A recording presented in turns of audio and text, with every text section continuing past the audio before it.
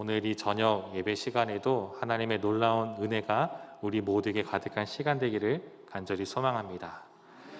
하나의 역사적 사건이 있다라고 여러분 한번 가정해 봅시다. 분명히 사건은 하나인데 그것을 해석하는 것은 보는 사람마다 다릅니다. 예를 들어서 여러분 8월 15일이 어떤 날입니까? 라고 묻는다면은 아마 이 질문을 듣자마자 여러분들 머릿속에는 하나의 단어가 생각났을 것입니다.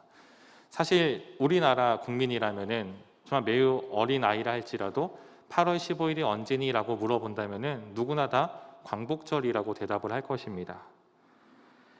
우리에게는 이 8월 15일이 광복절인데, 그런데 옆 나라인 일본 사람들에게 8월 15일이 어떤 날입니까? 라고 묻는다면은 그들은 그날을 광복절이라고 부르지 않습니다. 그들은 8월 15일을 패전일이라고 부릅니다. 우리에게 있어서 8월 15일은 일제의 억압에서 드디어 자유를 되찾은 광복절이지만 일본에게 있어서는 태평양 전쟁에서 패배한 바로 그 패전일이기 때문이죠. 우리의 일상생활에서도 하나의 사건이 일어났는데 기사로 나오는 것은 언론사마다, 그리고 그 기사를 작성한 기자마다 조금씩 다른 것 같습니다. 사건은 객관적인데 그것을 바라보는 그 사람의 시선과 시각, 그리고 그런 것들이 주관적으로 해석되기 때문이죠. 성경을 보아도 이런 비슷한 예가 있는 것 같습니다. 구약을 보게 되면은 사무엘서가 있고 또 열왕기, 또 역대기가 그런 것 같습니다. 비슷한 시기를 기록을 하고 있지만 하지만 저자의 관점에 따라서 똑같은 사건을 조금은 다르게 기술하고 있는 것을 볼 수가 있죠. 신약을 넘어와 보면은 우리가 잘 아는 복음서가 있습니다. 마태복음, 마가복음, 누가, 요한복음이 있습니다. 똑같이 예수님의 이 땅에서의 그 삶을 기록하고 있지만, 예수님의 공생애를 기록하고 있지만 마태복음에 기록된 것이 다른 복음서에는 기록되지 않는 것도 있고, 또 하나의 사건이 4개의 복음서에 다 기록된 것도 있습니다. 또 같은 사건을 기록하고 있지만은 저자의 시선에 따라서 정말 그 내용이 더 풍부한 것도 있고 조금은 축약된 것도 있고 매우 다양한 것을 찾아볼 수가 있습니다. 오늘 왜 서두에 이런 말씀을 드리냐면은 오늘 함께 읽은 이 본문의 내용이 마가복음에만 기록된 것은 아니기 때문입니다. 오늘 이 사건은 마태복음, 마가복음, 그리고 누가복음, 이 공간복음이라 불리는 3개의 복음서에 기록된 사건입니다. 하지만 같은 사건을 기록하고 있지만 이 세 저자는 조금은 자기의 그 시각에 따라서 이 사건을 기술하고 있는 것을 볼 수 있습니다. 오늘 우리는 이 마가의 시선을 따라서 오늘 이 사건을 함께 살펴보고자 합니다. 그리고 오늘 이 예배가 끝나고 난 뒤에 여러분들께서 각자 집에 돌아가셔서 이 3가지 복음서에 기록된 이 사건을 한 번씩 비교해 보시는 것도 유익한 시간이 될 것 같습니다. 자, 오늘 우리가 읽은 이 본문, 이 사건은 복음서에서 굉장히 유명한 사건 가운데 하나입니다. 여러분들 27절 위에 보게 되면은 소제목이 기록된 것이 보이실 겁니다. 소제목을 보게 되면 베드로의 고백, 죽음과 부활을 말씀하심이라고 기록되어 있습니다.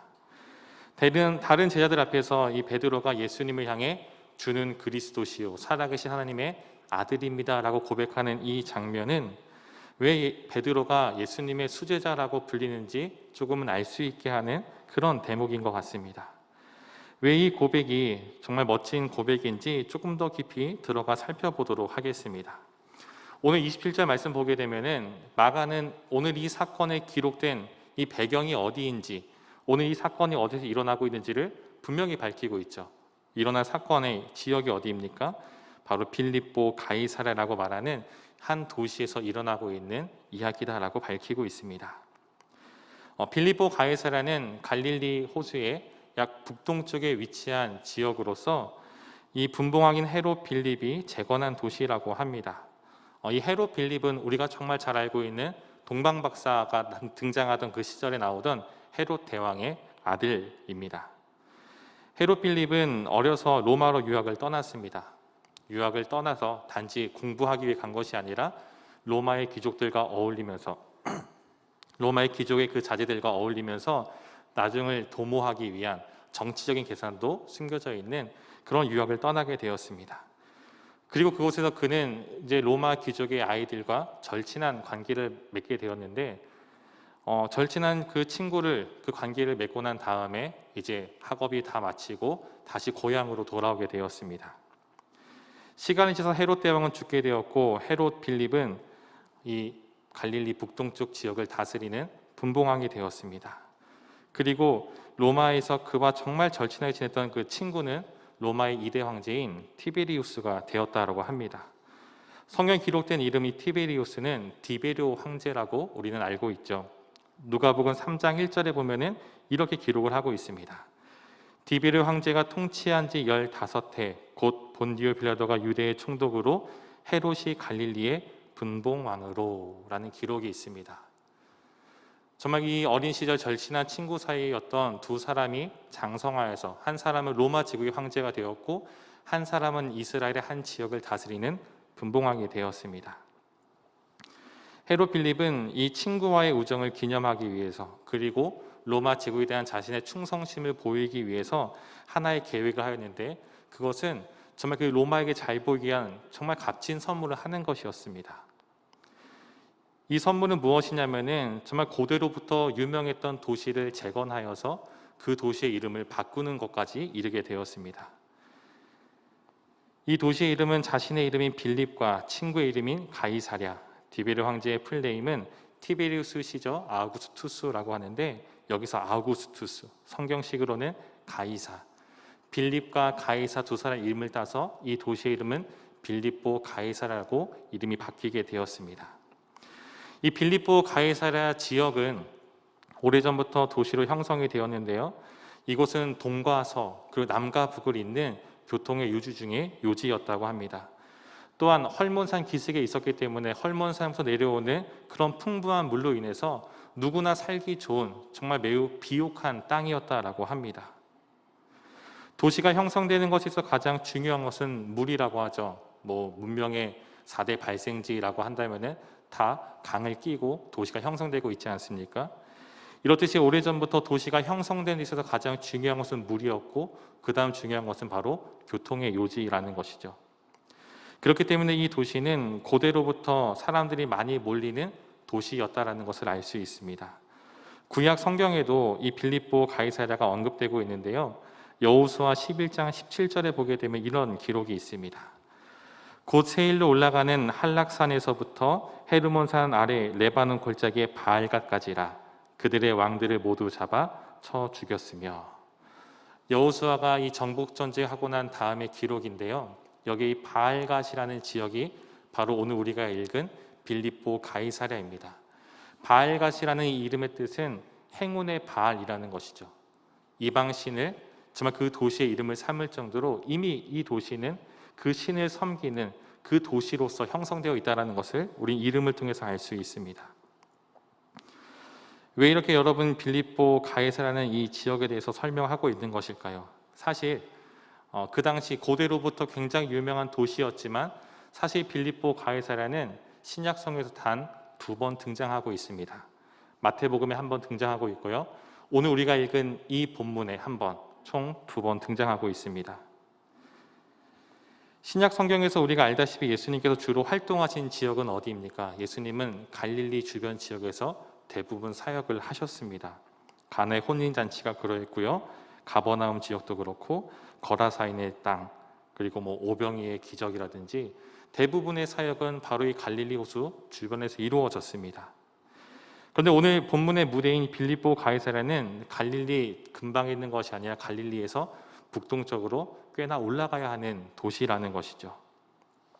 마태복음에 1번, 마가복음에 1번, 총 2번 기록되고 있지만 사실 하나의 사건까지 등장하고 있기 때문에 성경에는 단 1번 등장하고 있는 것입니다. 이 말은 예수님의 이 3년의 공생의 시간 속에서 대부분의 사역은 갈릴리 주변에서 이루어졌지만 빌립보 가이사랴는 예수님의 그 3년의 시간 속에서 단 1번 등장한다라는 것입니다.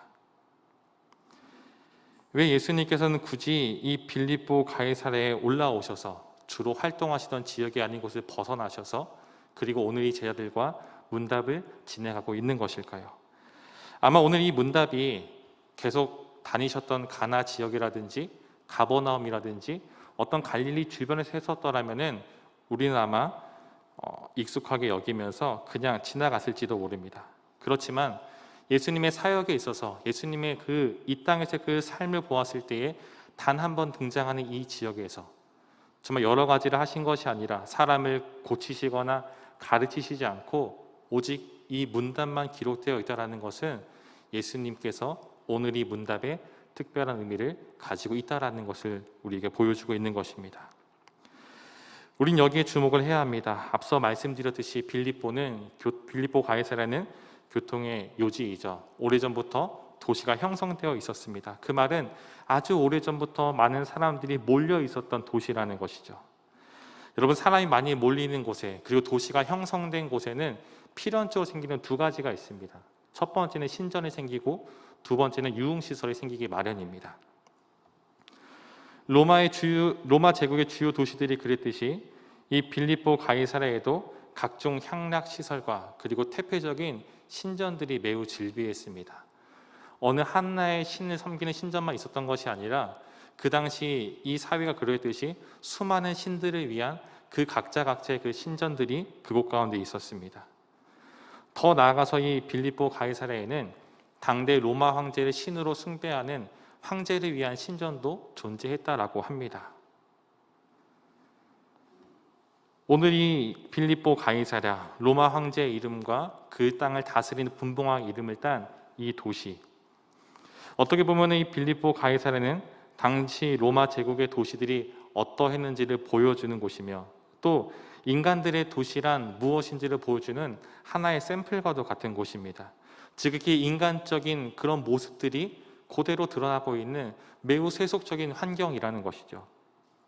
바로 그곳에서 예수님께서 오늘 제자들에게 질문을 던지십니다.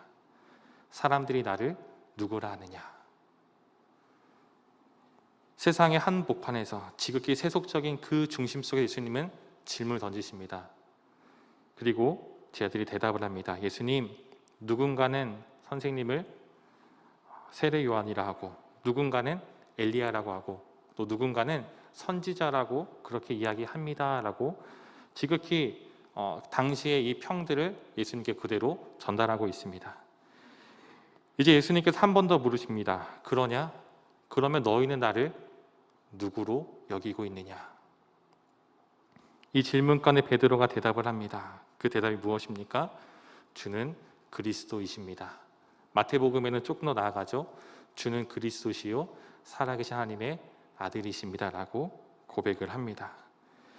지극히 세속적인 곳에서 정말 황제를 신으로 숭배하고 수많은 신들을 섬기고 정말 각종 이 향락과 쾌락이 가득한 그 도시의 중심 속에서 베드로는 로마의 황제가 나의 신이 아니고 나의 구원자가 아니고 나의 왕이 아니라 내 앞에 있는 당신 예수 그리스도가 나의 하나님, 나의 신, 정말 우리의 메시아이십니다라고 고백하고 있는 것입니다. 오늘 본문은 결코 그저 평범하게 정말 항상 지나왔었던 그 길 위에서 지나가면서 가볍게 던지는 그런 문답이 아닙니다. 매우 중요한 도시 속에서, 매우 중요한 위치 속에서 매우 중요한 문답이 오고 가고 있습니다. 여러분 어떻습니까? 이 베드로의 고백, 어떻게 보면 세상의 중심 속에서 주님이 그리스도이십니다라고 고백하는 어떻게 이 고백을 할 수 있었을까? 놀랍지 않으십니까? 또 부럽지 않으십니까? 많은 성도님들이 이 고백을 보면서 많은 도전을 받고 또 결단을 하며 감명을 받는 것 같습니다. 근데 오늘 본문이 정말 이 본문의 이야기가 여기서 멈춰졌다면은 정말로 이 고백이 더 멋있게 보였을 텐데, 하지만 마태복음과 누가복음, 마가복음 이 세 복음서에서는 이 내용이 여기서 멈춰지지 않습니다. 하나같이 그 뒤에 이야기가 이어지고 있음을 기록하고 있습니다. 뭔가 이 희망적이고 정말 뭔가 이 밝은 에너지가 나오는 것이 아니라 조금은 의아한 상황이 반전되고 있는 것을 볼 수가 있는데요. 바로 그 뒤의 내용을 보니까 베드로가 예수님의 꾸중을 듣고 있습니다. 단순한 꾸중이 아닙니다. 예수님은 베드로를 향해서 이렇게 말씀하시죠. 사탄아 내 뒤로 물러가라. 이렇게 선포하십니다. 정말 멋진 고백을 했는데, 세상의 한복판에서 주님이 나의 그리스도이십니다라는 고백을 했는데 예수님께서 그에게 하시는 말씀은 사탄아 내 뒤로 물러가라라고 지금 말하고 있습니다. 베드로는 왜 예수님께 꾸중을 듣고 있는 것일까요?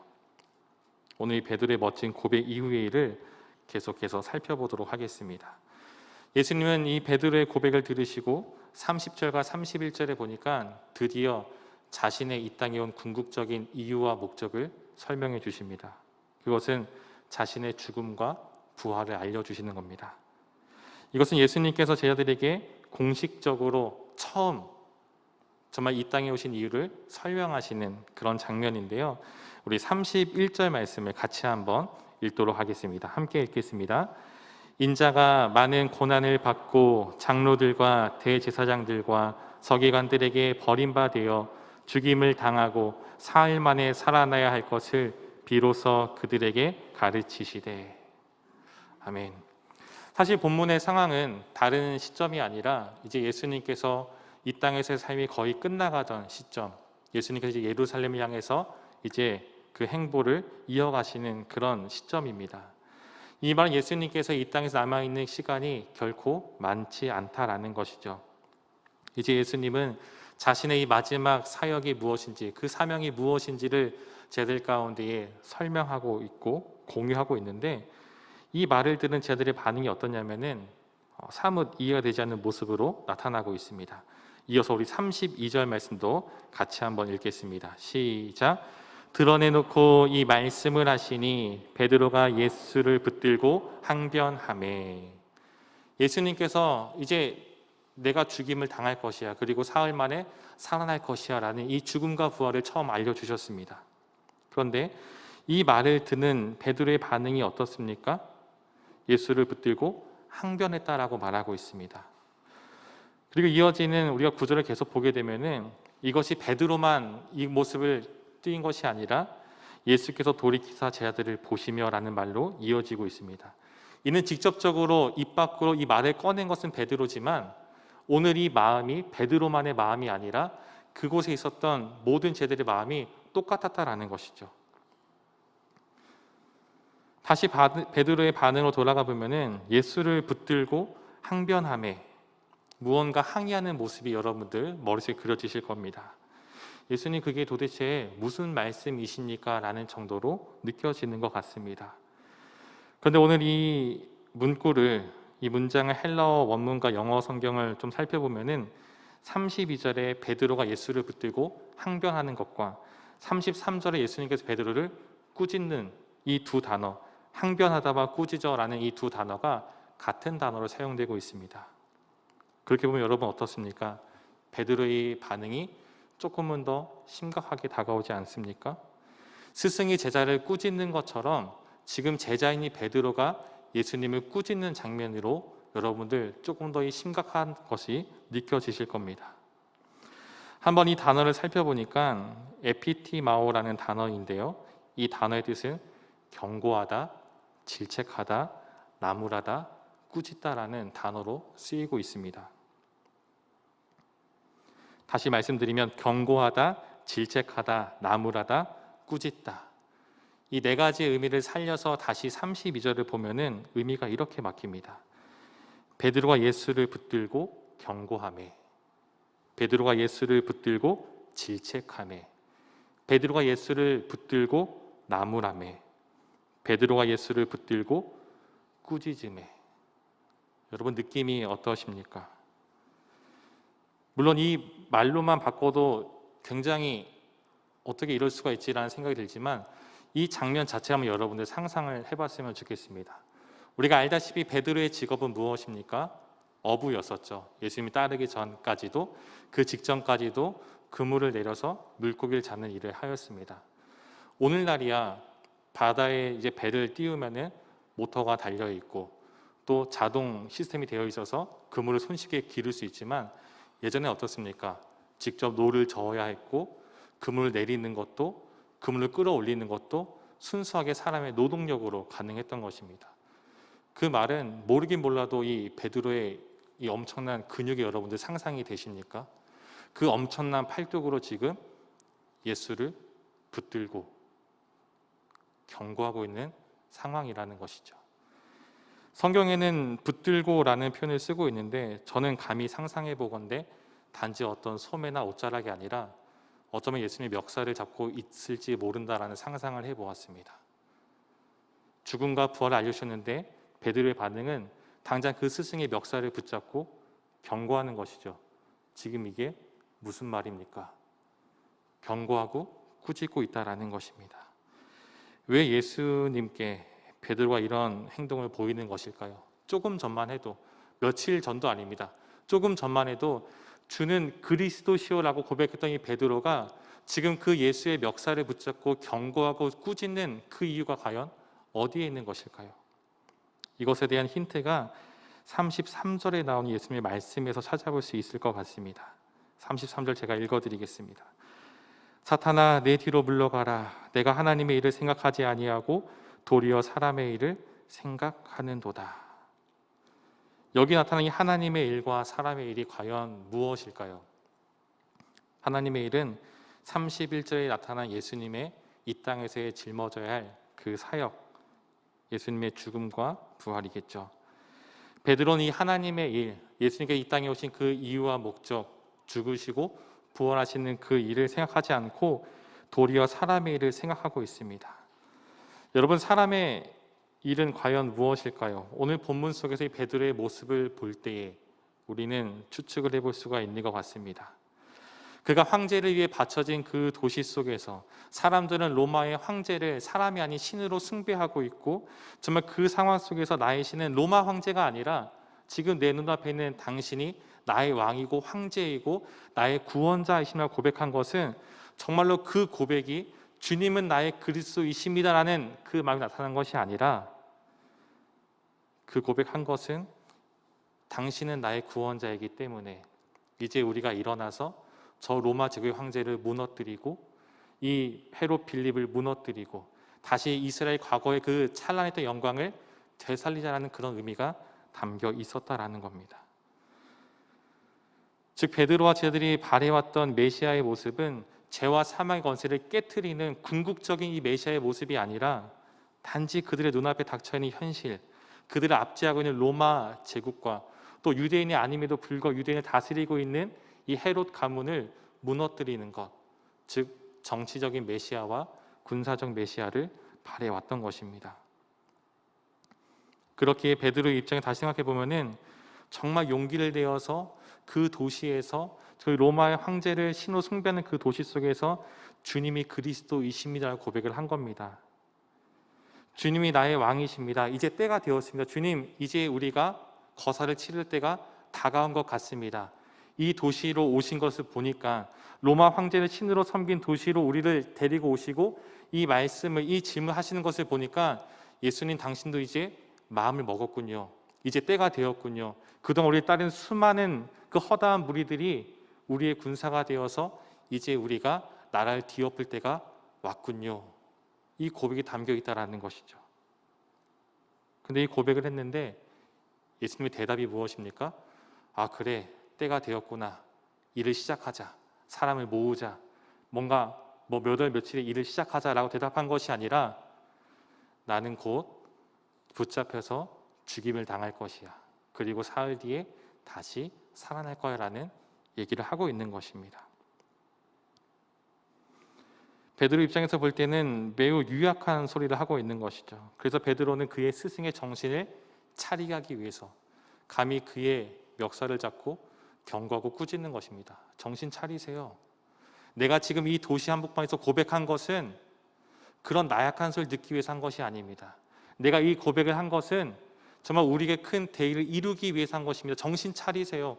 우리가 당신과 함께 하겠습니다라는 그 의지가 담겨 있다라는 것이죠. 사랑하는 성도 여러분, 오늘 베드로의 모습들을 살펴보면 어떻습니까? 매우 용기 있는 모습이었지만 중요한 것은 예수님이 생각하던 그 모습과는 전혀 방향이 달랐습니다. 예수님은 이 땅에 오시면서 또 승천하시는 그 순간까지 그 모든 순간을 하나님의 일을 위해 살아오셨지만, 하지만 예수님과 함께하고 있었던 이 제자들은 3년의 시간을 그와 함께 했음에도 불구하고 여전히 그 마음가운데 사람의 일을 생각하고 있었습니다. 근데 중요한 것은 베드로의 이 모습이, 그리고 다른 11 제자의 모습이 다른 누구의 모습이 아니라 바로 우리의 모습이진 않습니까? 우리는 이 세상 속에서 그리스도인입니다. 하나님이 아닌 돈을 최고로 여기고 있고 명예를 최고로 여기는 빌립보 가이사랴 같은 이 세상 속에서 정말 코로나19에서 전에 찾아볼 수 없는 교회 이미지가 바닥까지 추락해져 있고 세상이 교회를 향한 그 인식이 좋지 않은 이 시대 속에서 우리는 나는 교회 다니고 있어요. 나는 그리스도인입니다라고 고백하며 살아가고 있습니다. 이 세상 속에서 하나님을 하나님이라고 부르는 사람들이 바로 저와 여러분, 우리 그리스도인입니다. 그렇지만 우리의 입술은 그리스도인입니다라고 고백은 하고 있지만 여러분, 우리의 삶은 어떻습니까? 우리의 삶도 우리가 고백하는 그 모습처럼 그리스도인다운 삶을 살아가고 있습니까? 하나님의 일과 사람의 일 두 가지 속에서 정말 우리의 입술의 고백처럼 하나님의 일을 생각하고 그것을 행하며 살아가고 있으십니까? 입술은 그리스도를 말하고 있지만 여전히 사람의 일을 생각하고 있지는 않습니까? 열심히 기도하죠. 열심히 교회 나옵니다. 예배하고 봉사합니다. 정말 많은 시간과 에너지, 그 모든 것을 교회 안에서 우리가 정말 많이 사용을 하고 있습니다. 근데 그렇게 우리가 열심을 내는 이유가 기도하고 예배하고 헌금하고 봉사하고 우리 모든 것을 다 하는 이 모든 행위가 단지 하나님 이거 해주세요, 하나님 저거 해주세요, 우리 남편, 우리 아내, 나의 자녀, 우리 가정, 그들에서 정말 열심히 노력하고 있습니다. 그런데 응답이 되면 정말 감사한 일이겠지만 하지만 우리의 기도가 언제나 100% 응답되지는 않는 것 같습니다. 여러분, 그럴 때 어떻게 합니까? 때론 우리는 베드로처럼 예수님의 멱살을 붙잡죠. 주님, 어떻게 저한테 이러실 수가 있습니까? 내가 그동안 기도한 게 얼만데, 내가 그동안 헌금한 게 얼만데, 내가 그동안 예배하고 봉사한 게 얼만데 왜 나의 기도 가운데 응답하지 않으신 겁니까? 주님, 이러시면 안 되죠. 주님, 저한테 이러시면 안 되죠 라는 그 고백, 바로 베드로의 모습이 우리 가운데 나타나곤 합니다. 그리스도인이라고 말하고 있지만 여전히 나의 생각과 나의 기도는 여전히 나에게 맞춰져 있습니다. 내가 하고 싶은 것, 내가 되고 싶은 것, 내가 가지고 싶은 것, 온통 나에게 맞춰져 있습니다. 여러분들, 그리스도인이 무엇입니까? 말 그대로 그리스도의 사람, 예수님의 사람, 예수님을 따라가는 사람, 예수님을 닮아가는 사람입니다. 예수님은 이 베드로와 제자들 가운데 그들을 꾸짖으신 다음에 진짜 그리스도인이 누구인지를 가르쳐주시는데 여러분, 34절 말씀 우리 같이 한번 읽었으면 좋겠습니다. 34절을 함께 읽겠습니다. 무리와 제자들을 불러 이르시되 누구든지 나를 따라오려거든 자기를 부인하고 자기 십자가를 지고 나를 따를 것이니라. 누구든지 나를 따라오려거든, 그리스도인이 되려거든, 너희가 정말 제자라고 말하고 싶다면 여러분, 우리는 무엇을 해야 됩니까? 가장 먼저는 자기를 부인해야 되는 모습이 필요합니다. 여기에 대한 설명은 사도 바울이 갈라디아서 2장 20절을 통해서 매우 잘 설명해 주고 있는 것 같습니다. 우리 갈라디아서 2장 20절 말씀도 같이 한번 읽도록 하겠습니다. 시작. 내가 그리스도와 함께 십자가에 못 박혔나니 그런즉 이제는 내가 사는 것이 아니요 오직 내 안에 그리스도께서 사시는 것이라. 이제 내가 육체 가운데 사는 것은 나를 사랑하사 나를 위하여 자기 자신을 버리신 하나님의 아들을 믿는 믿음 안에서 사는 것이라. 아멘. 자기를 부인한다라는 것이 바로 이것입니다. 나의 옛사람을 주의 십자가에 못 박고 이제는 우리의 삶, 내 삶이 더 이상 나를 위해 살아가는 것이 아니라 누구를 위해 살아갑니까? 바로 주님을 위해 살아가는 모습으로 바뀐다라는 것이죠. 그리고 자기를 부인하면서 우리가 무엇을 짊어져야 합니까? 자기 십자가를 지고라고 말하고 있습니다. 예수님에게 십자가란 예수님께 맡겨진 사명이죠. 십자가에 못 박히시고 죽으시고 다시 부활하시는 것, 예수님께서 이 땅에서 하셔야 할 일입니다. 예수님은 또한 우리에게 십자가를 지라 말씀하시는데 그 십자가는 무엇입니까? 바로 저와 여러분이 주신, 우리가 이 땅에서 살아가야 될 우리에게 주신 그 사명이 바로 그 십자가라는 것이죠. 그리고 그 십자가를 지고 우리는 주님을 따라 살아가야 합니다. 예수님께 걸으신 그 길, 그 모습을 본받아서 우리 또한 그 모습을 닮아가는 모습으로 살아가야 한다라는 것이죠.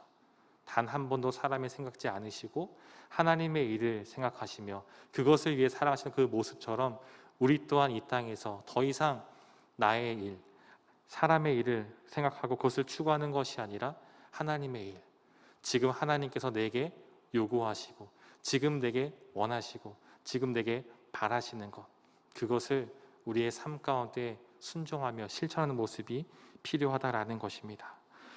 사랑하는 성도 여러분, 그리스도인은 결코 입술로만 고백되는 사람이 아닙니다. 참된 그리스도인은 입술의 고백뿐 아니라 삶으로 그것을 고백하고 삶으로 증명하는 사람들입니다. 여러분, 우리의 삶, 우리의 모습이 어떤 모습입니까?